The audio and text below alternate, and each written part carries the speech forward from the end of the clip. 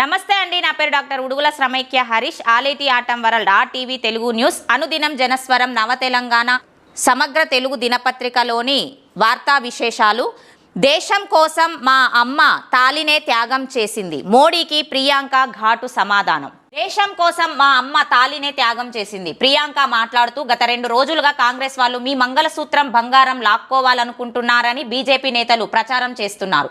ఈ దేశానికి స్వాతంత్రం వచ్చి 70 ఏళ్లు అయింది. 55 ఏళ్లు కాంగ్రెస్ ప్రభుత్వం ఉంది. అప్పుడు ఎవరైనా బంగారం లాక్కున్నారా? మీ మంగళసూత్రాన్ని గుంజుకున్నారా? దేశంలో యుద్ధం జరిగినప్పుడు ఇందిరాగాంధీ తన బంగారాన్ని దేశానికి అందించారు. ఈ దేశం కోసం నా తల్లి మంగళసూత్రాన్ని, రాజీవ్ గాంధీని కూడా త్యాగం చేశారు అని అన్నారు. మంగళసూత్రం ప్రాముఖ్యతను మోడీజీ అర్థం చేసుకుని ఉంటే ఇలాంటి మాటలు మాట్లాడేవారు కాదు. నోట్ల రద్దు జరిగినప్పుడు మహిళల పొదుపు సొమ్మును ఎత్తుకెళ్లారు. రైతుల నిరసనలో 600 మంది రైతుల ప్రాణాలు బలిగొన్నారు. ఆ రైతుల ఇల్లాలి మంగళసూత్రం గురించి ఆలోచించాడా?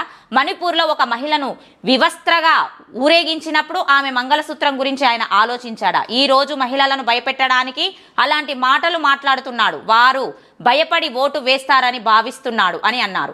సత్య మార్గంలో నడవడం, ఇతరులకు సేవ చేయాలనే స్ఫూర్తితో దేశానికి సేవ చేయడం హిందూ సంప్రదాయంతో పాటు రాజకీయ సంప్రదాయం అని ప్రియాంక అన్నారు. పార్టీలకు అతీతంగా గత ప్రధానమంత్రులందరూ దేశ ప్రజల కోసం అంకిత భావంతో పనిచేశారు.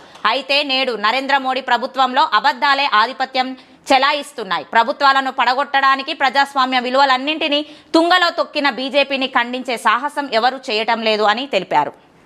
నైతికతను వదులుకొని నాటకాలు. దేశంలోనే అతిపెద్ద నాయకుడు నైతికతను వదులుకున్నారని, ప్రజలు ముందు నాటకాలు ఆడుతున్నారని, సత్య మార్గాన్ని అనుసరించడం లేదని కాంగ్రెస్ ప్రధాన కార్యదర్శి ప్రియాంక గాంధీ ఘాటుగా మాట్లాడారు. ప్రతిపక్షాల గొంతు నొక్కడం, వారి బ్యాంకు ఖాతాలు జప్తు చేయటం, 2 ముఖ్యమంత్రులను జైల్లో పెట్టడం ద్వారా విపక్షాలను నిర్వీర్యం చేసేందుకు ప్రయత్నాలు జరుగుతున్నాయని ఆరోపించారు. సూపర్ మ్యాన్ చిత్రం చూశానని, అయితే మెహంగై మాన్ వచ్చిందని ప్రియాంక అన్నారు. ఈ 10 ఏళ్లలో ప్రభుత్వం ప్రజల కోసం ఏ పని చేయలేదని నిజమని చెప్పారు. బీజేపీ దేశాన్ని తప్పుదోవ పట్టించింది.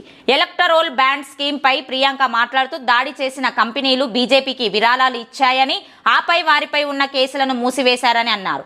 నోట్ల రద్దు ద్వారా నల్లధనాన్ని వైట్గా మార్చి బీజేపీ ఖాతాలో ఎలా జమ చేశారో ఇప్పుడు స్పష్టమైందని, 100 కోట్లు కూడా సంపాదించలేని కంపెనీలు ఎన్నికల ప్రచారంలో బీజేపీకి డబ్బులు ఇచ్చాయని ఆరోపించారు. బ్యాండ్ స్కీమ్ కింద 1100 కోట్లు విరాళం ఎలా ఇచ్చాయని ప్రశ్నించారు. రాజ్యాంగాన్ని మారుస్తానని బీజేపీ నేత చేసిన ప్రకటనను గుర్తు చేస్తూ ప్రజలు జాగ్రత్తగా ఉండాలని ప్రియాంక కోరారు. రాజ్యాంగాన్ని మార్చాలని మాట్లాడే వారి మాటలను జాగ్రత్తగా వినాలని, అది మీ జీవితంపై ప్రత్యక్ష ప్రభావం చూపుతుందని, ప్రజాస్వామ్యాన్ని నిర్వీర్యం చేసే ప్రయత్నాలు జరుగుతున్నాయని, ఈరోజు రాజ్యాంగాన్ని మార్చాలని మాట్లాడుతున్నారని విమర్శించారు. ఈ ఎన్నికల్లో దేశంలోని అతిపెద్ద పార్టీలలో ఒకటైన బ్యాంకు ఖాతాలు మూసివేయబడ్డాయని వివరించారు.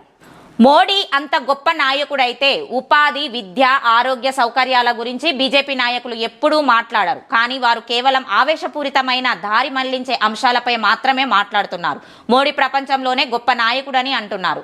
ఇంతటి పలుకుబడి, అహంకారం, కీర్తి, అహంకారంతో మోడీ ప్రపంచంలో జరుగుతున్న యుద్ధాలను ఒక్క క్షణంలో ఆపగలరని అంటారు. నేను మిమ్మల్ని అడగాలనుకుంటున్నాను, అతను మోడీ అంత పెద్ద నాయకుడైతే అతన్ని ఎవరు ప్రశ్నించలేనంత ప్రభావం ఆయనకు ఉంటే అతను మీకు ఉపాధి కల్పించటంలో ఎందుకు విఫలమయ్యాడు? ద్రవ్యోల్బణం ఎందుకు తగ్గించలేకపోయాడు? యువత కోసం కొత్త పథకం ఎందుకు తీసుకురాలేదు? మీ కుటుంబాల్లో ఎందుకు అభివృద్ధి జరగలేదు అని సూటిగా ప్రశ్నించారు.